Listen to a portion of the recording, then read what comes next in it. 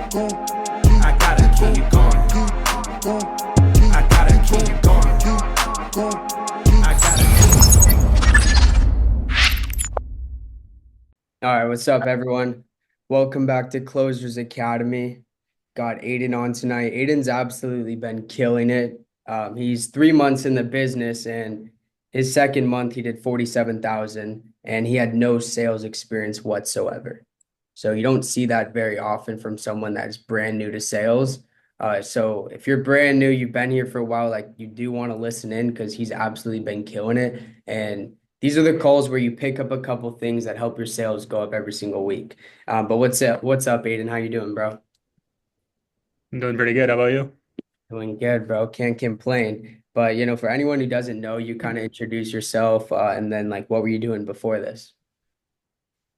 Yeah, so my name's Aidan. For this, I was, bouncing around between different jobs. I didn't really find a place where I could really fit until I found this, and it was a hard at first, but I saw success from it soon after that, and I just never looked back. 100%. Yeah, you've been crushing it. What kind of made you make the jump into, selling life insurance? Yeah, so I actually hit up Adam, my friend. We've been friends for like 12 years now, and I asked him if I should get into car sales because I know he was doing car sales for 2 years at that time. And he just told me to just jump into this insurance because he was making, 10K a week just off of this. And he thought I could do the same. So I just decided to jump into this. Yeah, dude, 100%. No, this opportunity is 10 times better than getting into car sales. So it's a good thing you waited for a little bit till Adam got in and you're working with Adam. So that's obviously why you're crushing it. But I mean, you came off the bat. I remember like when you first started, dude, you were just a silent killer, just dropping deals every single other hour. And I was like, damn, like what is this guy doing? But it's awesome to see that really anyone can come here with, sales experience or not. But since we have a system that's set up, everyone like has a chance to succeed very, very quickly, which is why this is like the best opportunity in the entire world for anyone. But what were like a couple things that you did when you first started that helped you succeed like really quickly at developing like all your sales skills? Yeah, I feel like the biggest thing that helped me was just listening to people around me, Water. So this being was very great. I'll take it. coachable, just because I didn't really know anything right away, and I just wanted to soak up as much as I could.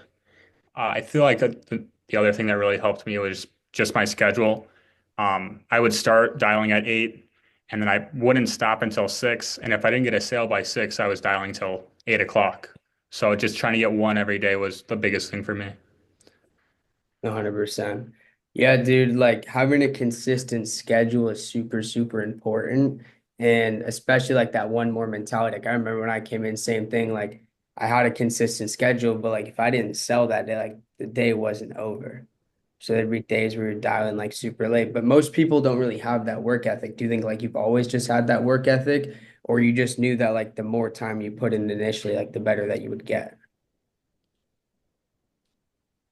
I feel like I've kind of always had that work ethic, and I feel like the people that are at the top are the ones that, put that extra hour and put that extra 3 or 4 hours in, and that's where I wanted to be. And I just had to learn from the people that were at the top, and that's what I wanted to do. Yeah, no, 100%. And like that's key. Like what you need to do is like just duplicate exactly what the people who are like succeeding at a very high level are doing. But I feel like most people kind of get stuck when like they're reaching out for help or they're kind of nervous to like ask for help because they think like, the people succeeding are super busy. Like, were you calling like Adam, Dante like every night or like what would that really look like? Because some people are brand new and they want help, but they don't really know where to start. Yeah, but I guess I was always like reaching out to them about different objections of how they handled it and what worked for them for the most part. I just feel like the biggest thing that helped me was just learning by practice. So every single objection I would get, I just think of what worked the best at that time, and I just kept doing that over and over again. Okay. So kind of just understanding like where you were losing people and then figuring out like how to solve that. So then like you wouldn't mess up again. And that's what I tell every new person is like the best way to develop like objections and get them down really early on is when you're going through scripts and like tons of calls throughout the day, like the easiest way is just to write down where you're messing up. Like, and then at night, like talk to someone that's selling over 40K a month and then ask them what they would do. And then like evaluate your day. So like you don't want to measure like what we do by sales results. Like you want to measure it by activity. So like did you work the hours? Did you actually work the hours? And then we can kind of evaluate where you're going wrong. So if you work the entire day and you only have like one presentation, well, we probably need to figure out, those initial objections and get those down. But if you're going through a whole day and then you're losing everyone at like wife, think about it, bank, that means we have like the top part of the script down, but we need to fix the end. So like anyone that's stuck right now, like what you guys want to do is figure out where you're messing up and then talk to someone that's selling over 40,000 a month and then simply just ask them exactly what they're doing. And that's key. But I know you touched on schedule is like really, really important. You said that you're working 8 to 6. Is that like 6 days a week? Yep. So 8 to 6, Monday through Saturday. I'm always in the office here, just dialing from 8 to 6. I don't really try to focus on anything else but dialing through those times, and then anything after that I can focus on. But 8 to 6 is just my dial time.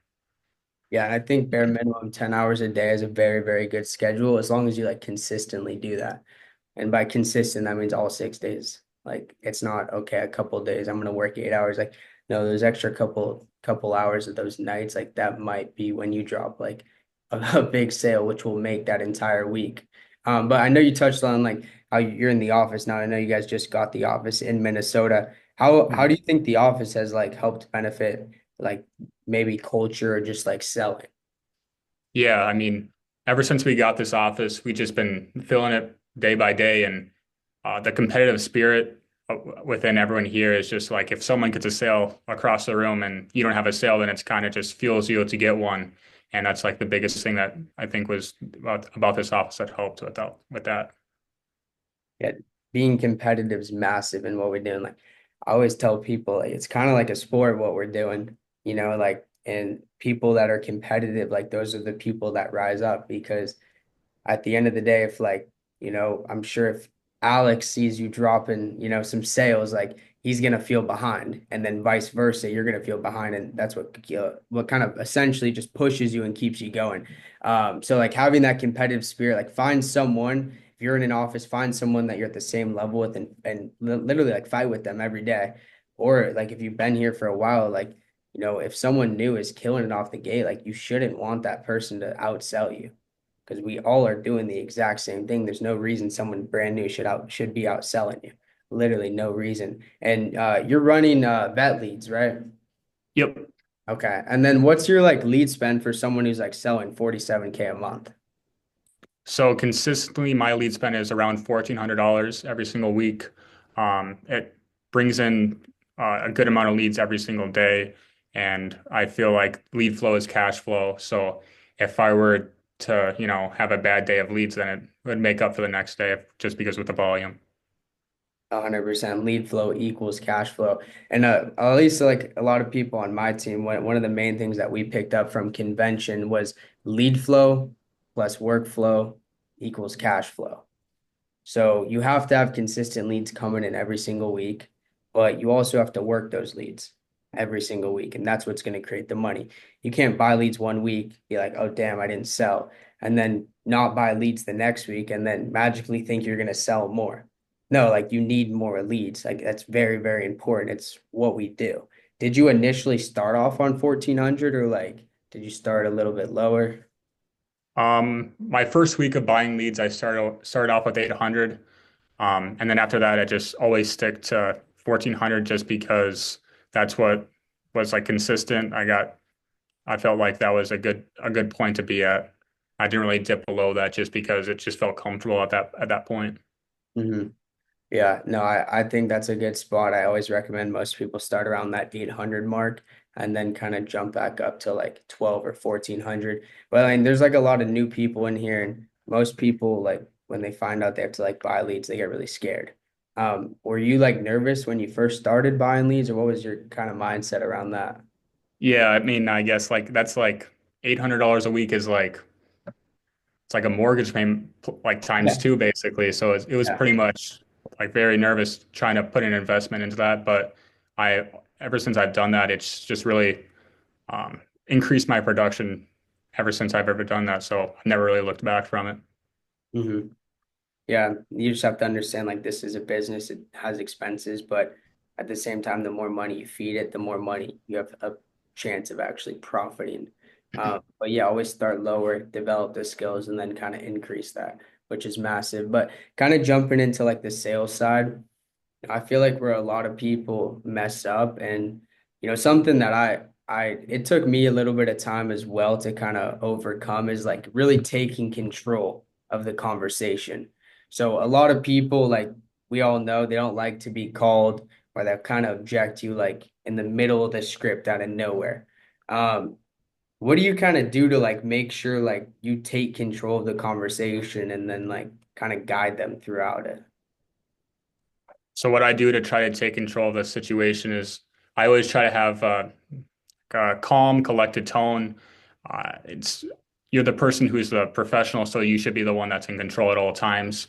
If they try to divert you from that path, you quickly just handle it, the objection, get right back to the script, and keep going. There's no reason to take more than 10 to 20 seconds on each objection. Yeah, no, 100%. That's big. And like you said, like we're the professional, we know what's going on, and we're on the phone with them for like a reason. They're looking to leave money, they're looking to cover their funeral expenses. So if you get hit with like random objections middle of the script, like just agree with them and then move on. I see too many people agree with them and then pause and wait for them to respond. But you need to agree with them and then go throughout like the next part of the script because you respond and then move on. People will just respond and then they're gonna lose people there. And then they're like, why did this dude hang up? Or why is there awkward pause? You don't want that. It's always agreement and then move on. That's super important. But in regards to like objections, obviously you have your objections down. Like I've heard you call you're a savage on the phone. But what's your kind of like mindset towards objections? Because at least most new people, I see them like when they get hit with objections, they kind of jump out of their seat. They have no idea what to say. What's your mindset when you get like hit with objections throughout calls? My mindset would be just basically trying to get to the root problem of each objection. If they hit you with like, I need to think about or I need to talk to my wife, that's probably not the true reason why they need to talk about that. It's more of something else, and just have to try to find that out and try to handle that objection, the true objections of what they're actually thinking, and go from there. So, every single time I get hit with an objection, I always say the same thing whatever is part of the script, and then just keep going on that. No, that's super big because they're gonna hit you with objections that aren't actually the problem. It's essentially like just a smoke screen. So you need to find out what the deeper issue is, which is why you do need to know your objections so you can get them down. So why don't you guys drop some objections in the chat, like anything that you guys got hit with today, last week, things that you're struggling with, and let's see what Aiden can do with those. See if some start coming through. All right, so we'll just kind of run these in order. So like Aiden, I just gotta talk to my wife, honestly. Yeah, no, I completely understand. She would be the beneficiary of this plan, and she has to know what's going on. So, did you need to talk to her about which option to go with, or should you even get this coverage at all? Just because you did tell me that you want to protect her, correct? Yeah, that's correct. Yeah, I totally understand that, sir. So, do you mind if I make a recommendation? What would that be? I would say we just start with that bronze option. Obviously, that's the one that's most comfortable and affordable for you. And then we can always increase in the future when you do talk to her, just so we can get some coverage in place rather than no coverage to alleviate that financial burden. Does that make sense? Oh yeah, I guess that makes sense. Okay. I was fire. Like at the beginning of the script, if you kind of going through and I just say, yeah, no, I'm just not really interested. Yeah, I totally understand that, sir. Were you with this, do you have any coverage in place for your funeral at this time, sir? Yeah, I already have something. Okay, gotcha, sir. Was that like through a funeral home or is that through a life insurance policy? Oh yeah, it was just life insurance that I got. Okay, gotcha. And with that life insurance you do have, did you get that recently or is that a while ago, sir? It was like a couple years ago. Okay, a couple of years ago. And do you know how much coverage you have with that and some of the and how much you're paying a month on that? I'm just trying to see if we can save you some money on what you're currently paying. I mean, my wife usually handles that. Yeah, no, I totally understand that, sir. With this, were you just looking to leave your loved ones with some extra money behind or cover a home mortgage? Yeah, I was seeing if I could maybe leave something behind. Okay, perfect. Yeah. No, yeah, if they like something that I've been doing recently that I mean it's been working pretty well is if they tell you that they're like not interested right away, yeah, I completely understand, sir. Is that because you already have something in place for those funeral expenses? It's like how Aidan said, you want to get down to the root issue. They're not interested in what? You don't even know why I'm calling, right? And then if they say that, yeah, they do have something in place, like now you're handling the fact that they already have coverage. So I'm not interested is kind of just like they don't want to talk to you, and then you need to kind of find out the problem. Oh, But no, that was what's the clean. news today? Um, yeah, so what if someone said times are No, I do not. I can't really afford it. Yo, Yeah, Brent, will you mute, bro? Yeah. Yeah, times are tough. Can't really afford it. yeah, I totally understand that, sir. So these plans were actually designed for veterans on a fixed income, so we can make sure that they are, affordable for you, just because of we do work with veterans who have a service-connected disability or Social Security. That's what I would say too. Um,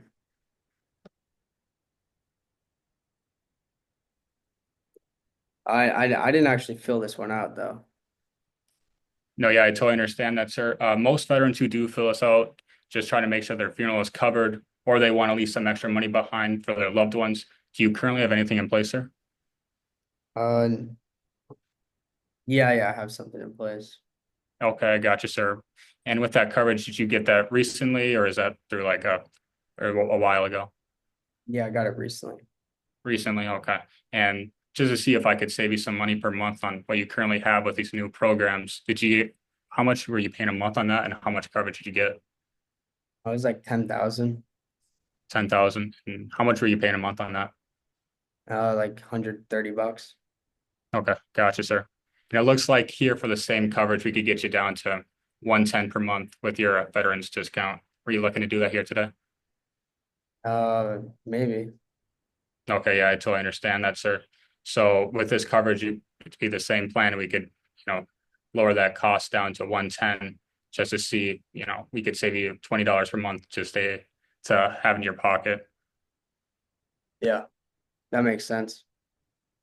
Yeah, no, that's clean. That's kind of the same one. So what if I said that I'm not gonna give you my account number? You would have to mail it to me first. No, yeah, I totally understand that, sir. So the main reason, we're asking for that information is just so we can send that out to you in the mail. We just have to finish this application and then your policy will be drafted out to you in 10 to 12 business days after we submit this. Okay. Yeah, just let them know you need the payment method and then we'll send it to you in 7 to 10 days. Can I call you back tomorrow or next week once I look at my finances and think about this? No, yeah, I totally understand that, sir, that you needed to look at your finances with this. Was this like a price issue or what was the main issue with trying to get this coverage here today? Yeah, I just don't know if I can afford this. Okay, you just don't know if you can afford this. So with this, this would be for your loved ones on their worst day and to make sure that those funeral costs were taken care of. Why don't we just start with that bronze option just so we can make sure those would be taken care of here today? Yeah, just down close them. I want to do my homework. I need to look into this before I make a decision. No, yeah, I totally understand that, sir, that you want to look into this more. With this, we actually do have 26 different A-rated carriers, so we actually do the shopping around and all the homework. Did you need to think about like which option to go with, or should you even get this coverage at all? Because you did say that you needed it. protect your loved ones, correct? Yeah, make them understand like you're not doing any homework. Like we work with every carrier and we're gonna find you the most amount of coverage for the cheapest premium.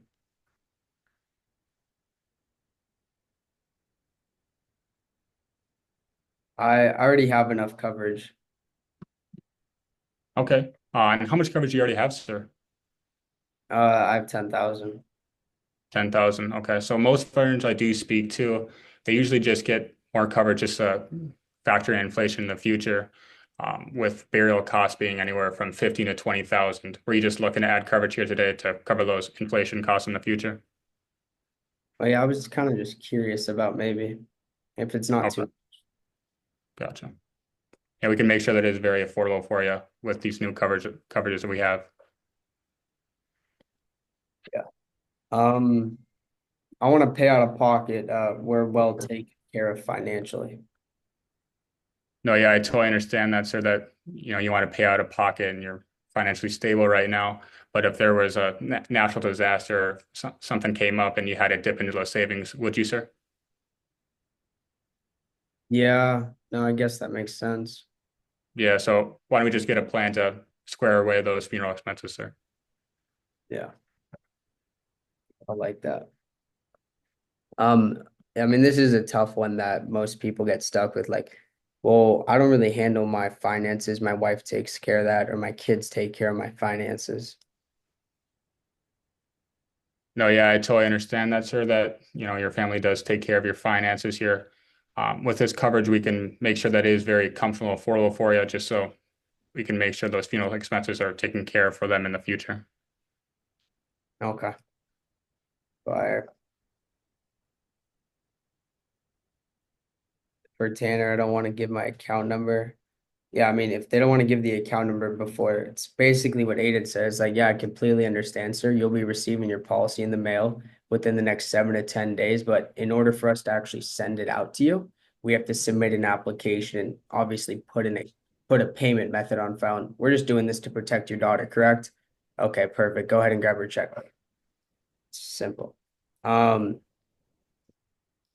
you're a scammer. I know what's going on here. I mean, what would you say to that? Um,